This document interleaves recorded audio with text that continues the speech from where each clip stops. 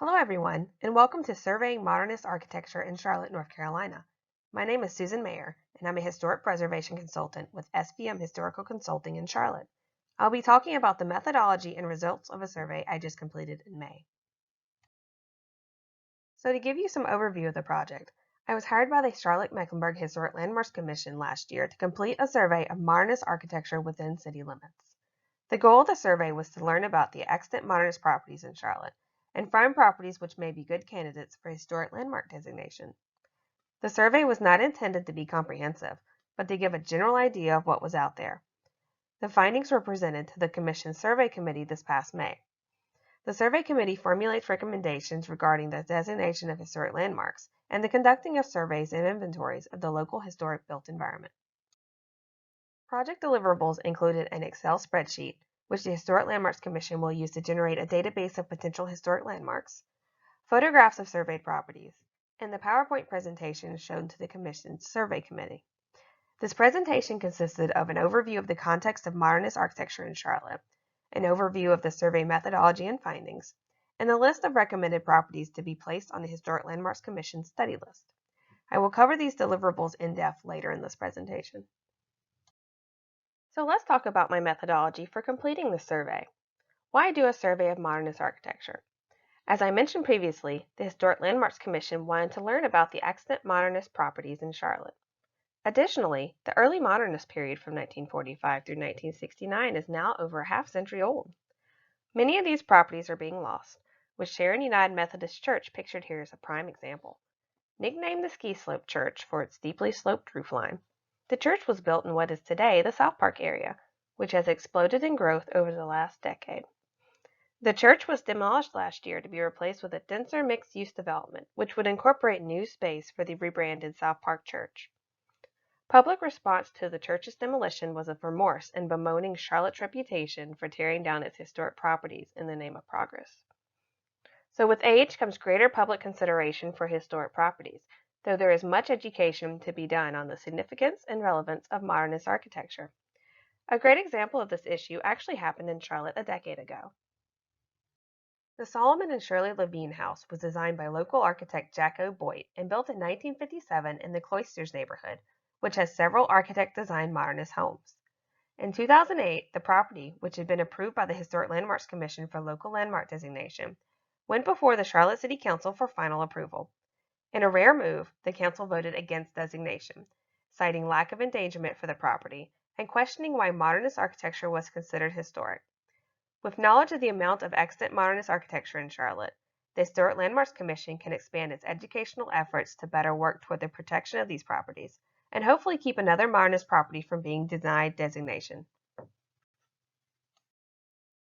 So with this context in mind, the temporal focus of the survey was set between 1945 and 1969, with an extension to 1980. Since the survey would form the basis of Historic Landmarks Commission planning for modernist architecture over the next several years, it made sense to include properties that would eclipse the 50-year mark during that time.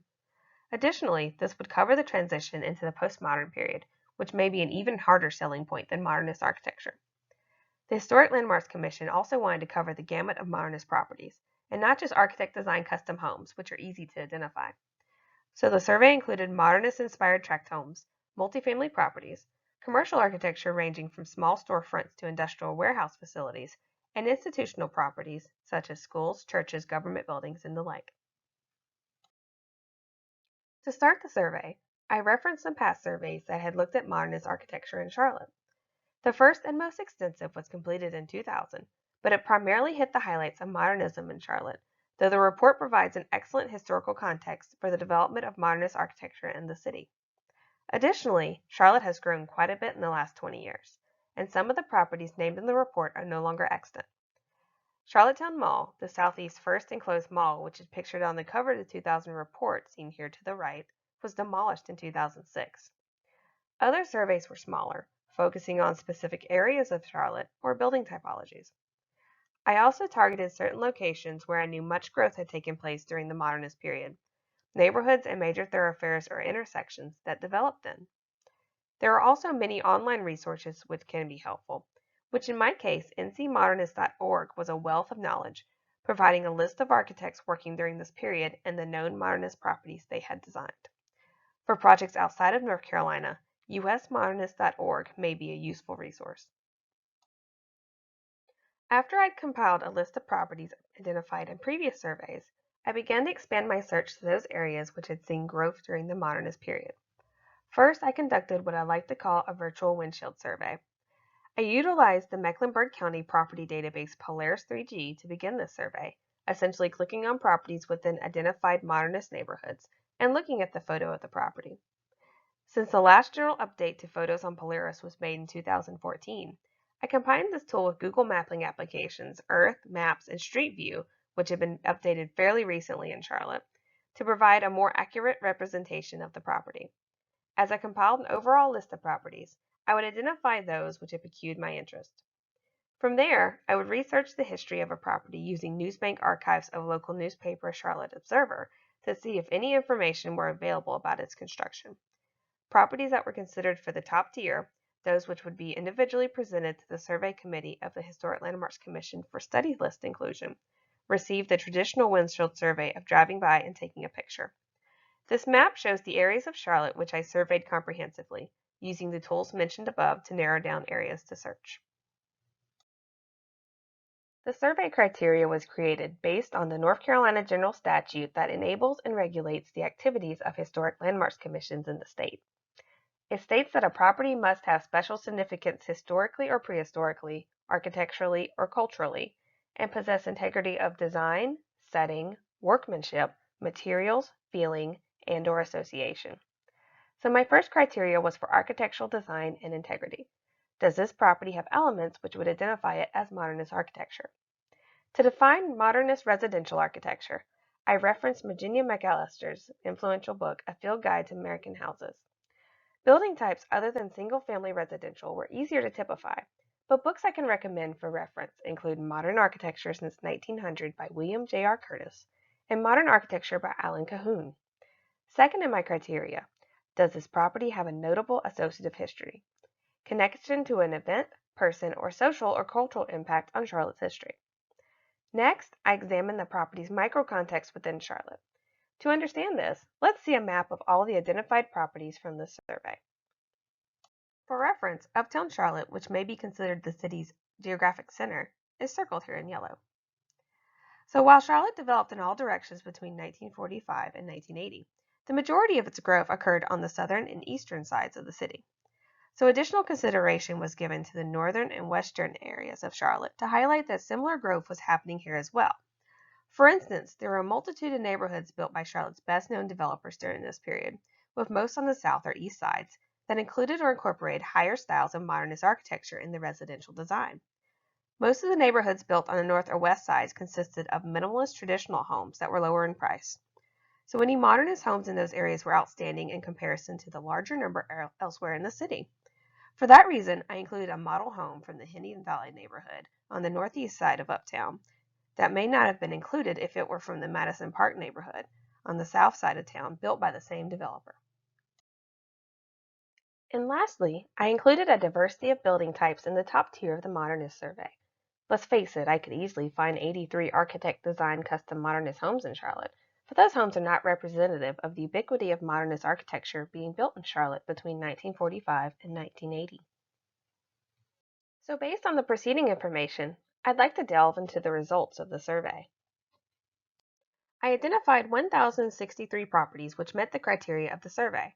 From here, I narrowed down the list to 344 properties which I believe merited further consideration, as I found properties that I either believed were outstanding based on architectural integrity or that merited further research. I added them to my top tier list.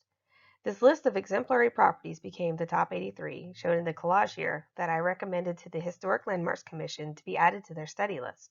So with this in mind, let's look at the project deliverables, starting with the Excel spreadsheet of property data. The Excel spreadsheet is based on one I generated for another architectural survey in Mecklenburg County, which explored the extraterritorial jurisdiction of the town of Huntersville, just north of Charlotte. In that survey, the identifying number started at 5,000. Since Charlotte is the largest city in the county, we started with the number 1,000.